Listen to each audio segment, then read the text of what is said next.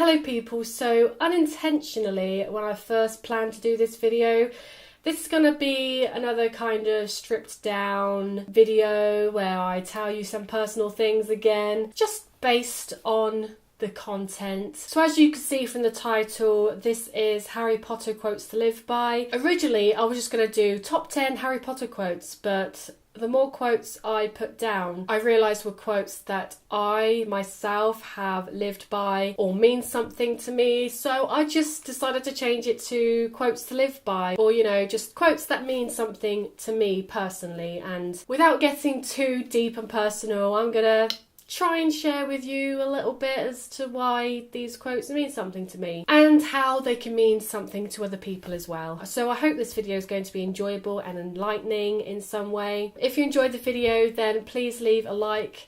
That would mean a lot to me. And if you're new to my channel, then don't forget to subscribe because that will also mean a lot to me. So yeah. Let's get on with the video.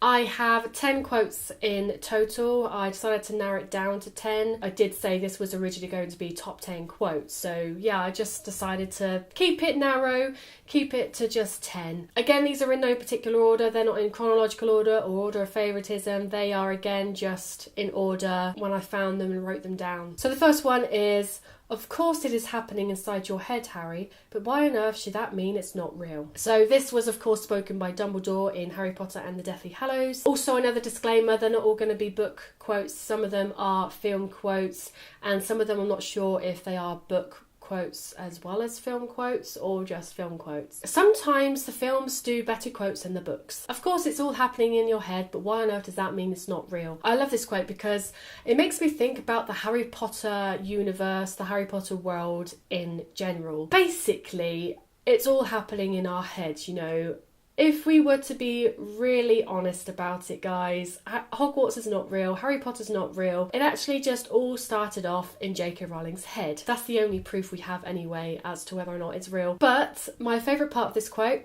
why on earth does that mean it's not real? Harry Potter is real. It started off in J.K. Rowling's head. It became physical books for us to read, fall in love with and enjoy, and then it became films for us to fall in love with and enjoy, and then from mainly the films came the collectibles, the prop replicas, the bits of memorabilia that us Harry Potter fans have collected or can collect, physical items that are Harry Potter related that we can touch and cherish and display with pride. So in saying that Harry Potter is not real is actually a bit of a lie, because it is real. You can actually see my collection, which is all Harry Potter related. A lot of them are prop replicas, so yeah, it is real. Just because it's happening in your head doesn't mean it's not real. Number 2 is also a Dumbledore quote. You're going to find that most of these are from Dumbledore, and it's actually one of my all-time favourite Harry Potter quotes. So number 2 is,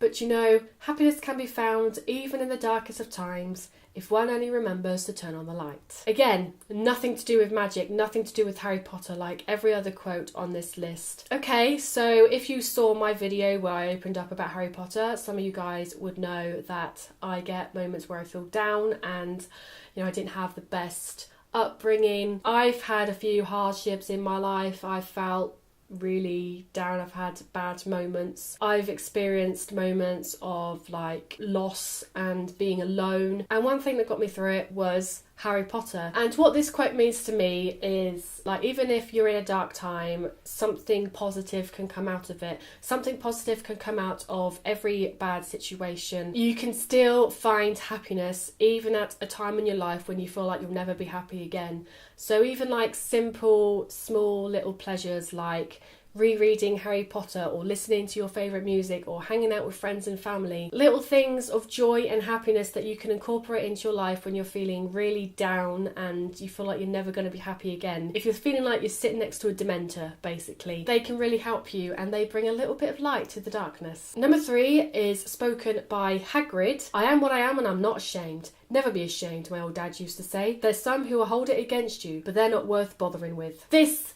is so true and something that I struggle with quite a lot. Basically being proud of who you are, being happy with who you are. It's something that I, and I'm sure a lot of other people, struggle with. I have moments where I'm happy, you know, I'm proud to be a Harry Potter fan, but there are other parts of my personality that I'm not proud of, parts of me that I'm not proud of. That does get me down. And again, same with other people, I'm sure, other people watching this. I've grown up being ashamed of being a Harry Potter fan because I was the only one around me, the only one out of my friends or family who liked Harry Potter. So yeah, I was a bit ashamed of it. I kept it on the DL. I kept it a secret. People did know I liked Harry Potter, but I never truly expressed my love for Harry Potter until making these videos. And again, if you saw my video where I opened up about Harry Potter, you would know that being able to do this means so much to me. Being able to talk about Harry Potter and meet other Harry Potter fans just means so much to me. So I'm not ashamed of that anymore because I know I'm not alone. And yeah, I know it's something a lot of people struggle with, your own identity and being ashamed of who you are. You know, a lot of people who are in the LGBTQ plus community also struggle with this. And I guess the only thing you could do is just show you're proud of who you are, and if people don't like it, then as Hagrid rightfully said, they're not worth bothering with. So just let them go and find people who do appreciate who you are. Quote number 4 is, "It takes a great deal of bravery to stand up to your enemies, but just as much to stand up to your friends," which again is another Dumbledore quote. It takes a lot to stand up to your enemies, but I personally don't think it's as difficult as standing up to your friends. Standing up to your friends, you know, if they're doing something you don't agree with, it's difficult because then you're just going to be afraid that they're going to hate you and disown you. And if you're the kind of person who feels like no one else is ever going to like you, you know, again, I can speak from experience, then you're just going to be too afraid to speak up. I think actually the film quote of this is better, which is, "It takes a great deal of bravery to stand up to your enemies, but a great deal more to stand up to your friends." That's the way it's spoken in the film, and I actually think that makes more sense. That's better because it can be scarier to stand up to your friends, especially if you feel like you're going to lose that friend. That isn't to say that you shouldn't stand up to your friends if you feel like whatever they're doing you don't agree with is wrong. If they're a true friend, then they'll stand by you, but if they're not, then they're not worth bothering with. Quote number 5, another Dumbledore quote. "It is our choices, Harry, that show us what we truly are, far more than our abilities. The path you choose to take determines who you are, far more than your abilities." So, you know, look at disabled people, for example. Just because they are disabled, it doesn't mean that they can't do the same jobs or the same things as people who aren't disabled. They just will have a different way of going about it, and you shouldn't look at that person as a disabled person and think, yeah, you can't do it. You should instead look beyond the disability and look at the person. And any disabled person who chooses to themselves to look past their disability and just go about doing the same things as non-disabled people, I'm very sorry if I'm offending anyone. I don't want to. That's not my intention whatsoever. Basically, what I'm trying to say is I admire disabled people who don't let their disability get the better of them. I admire people who do whatever it takes to still be as independent as possible. But obviously I know this quote isn't just about disability, so I was just using that as an example. Quote number 6, "Dark and difficult times lie ahead. Soon we must all face the choice between what is right and what is easy." This quote actually means a lot to me. I kind of used it in a really big decision I made last year, which was basically to leave my job. It was a job I was in for 5 years. I loved my job, the actual physical job itself, but I felt like I wasn't supported or liked or anything like that by other colleagues and the manager there. Regardless of how I felt like I was being treated, I still felt like it would have been the easy choice to just stay at that job because it was still part of my comfort zone. The idea of leaving that job, a job that I knew, to find another job was very scary to me.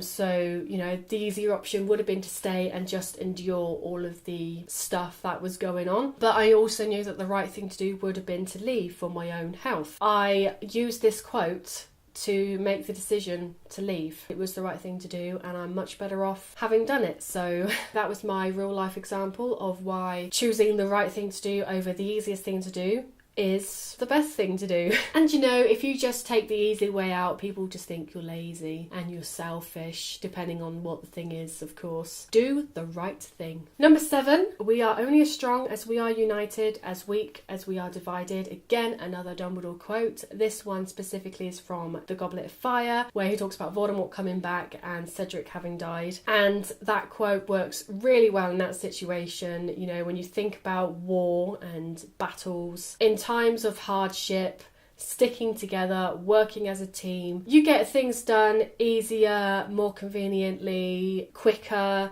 than if you are to work alone, and you're not alone.